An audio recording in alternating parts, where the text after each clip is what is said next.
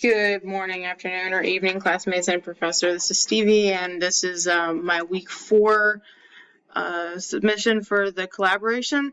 I'm going to be talking about what I think is a really important contemporary topic for the Mi'kmaq tribe, and I'm going to give you a clue what it is based on this video. Take a look.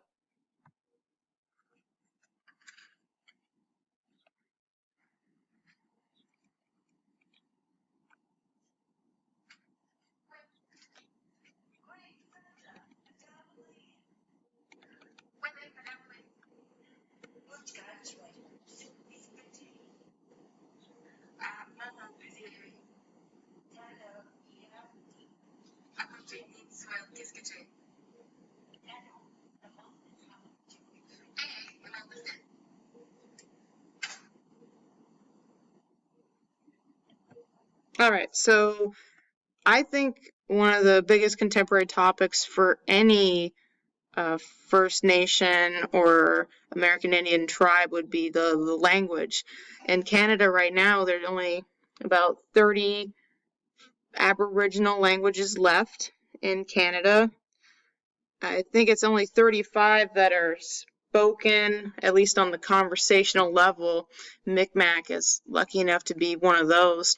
It's a really difficult language to learn because it's something called agglutinative. And agglutinative means that you can have a word that is actually a combination of different words or different grammatical structures that could form a phrase or another word. So in Spanish, like if you wanted to say I read, you can say yo leo, I read, or you could just say leo and you would know what that means, and I think that's the easiest way to explain it. So, but German is another one of those languages where you see like really long, crazy words that are actually a combination of many different concepts or nouns. Micmac is also like that, and it's really hard to learn. So originally it had hieroglyphics in order to say different things, but now they're using the Roman alphabet, our alphabet, in order to keep the language alive, I guess.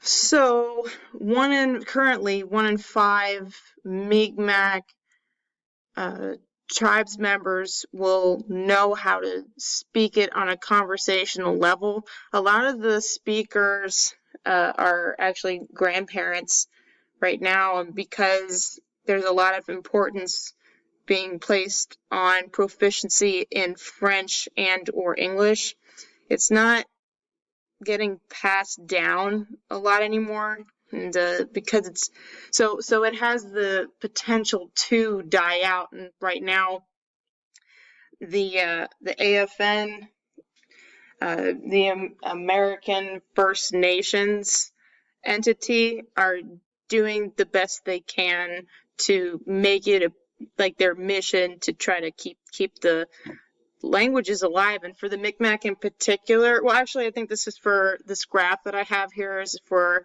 First Nations tribes in general. Oops, sorry. So you can see here that statistically, people who at the top here, it talks about tribes members who were able to get any diploma at all, and you see that native speakers of Micmac have sustained much lower numbers in this solid line, much lower numbers getting even just a high school diploma. But if you are really good at English and French, you have a higher chance of going to get the job you want or getting a post-secondary education. And that's what this next graph is. This is post-secondary education. So right now, only 32% of First Nation speakers will be eligible to get a post-secondary education and then complete it. But we can see here that people who don't speak their mother tongue, somehow they end up having a higher percentage of success rate. So There's also the issue of people with disabilities who are First Nations members. So for the Mi'kmaq, I mean, those children are just as likely as going deaf or going blind as any child, but they're at a particular disadvantage because Mi'kmaq doesn't have, because I guess historically because of the hieroglyphics and the assimilation efforts, there hasn't been any like Braille system. So I just wanted to focus on the blind in particular because that's where I could get the articles. So if a blind person wants to become really successful, they have to, of course, be literate enough, but in order for them to read, they have to have Braille, and there's no Mi'kmaq Braille system. They have to learn another language that's already been established in Braille, and the main one right now will be Cree or Ojibwa, which Ojibwa is, I think, more specific region of the Ojibwe at large. So I'm not really sure. I'm not studying them. So, if they can't learn the Braille, or a Braille system can't be made in Mi'kmaq, which is really complicated to do. You have to have the money. You have to have the kids. You got to have the teachers. You got to have linguists and people who have PhDs, and you see that people with PhDs will probably not be a First Nation speaker. It just gets really complicated, and so the children with disabilities in particular will have a much harder time becoming successful in these communities. So it's a really big deal to revive the language. Because we're talking about Canada, I'm not going to be focusing on the Bureau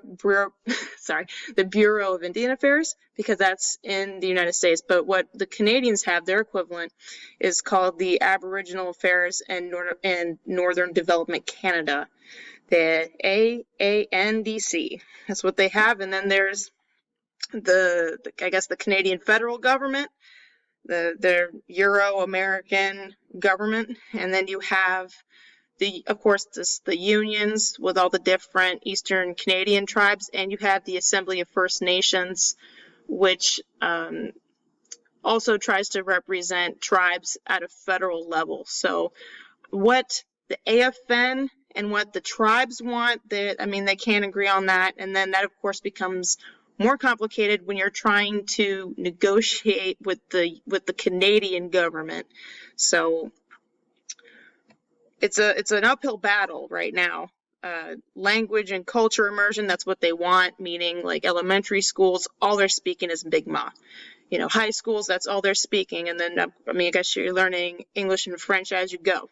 But that would be the plan. And right now, the Canadian government and the ANDC, what they're doing is they're not making it an immersion thing. They're just trying to make it a study thing. So maybe there'll be one class and it teaches Mi'kmaq, or they'll have an Aboriginal cultures class, something like that. But then that would be taught in the English or French.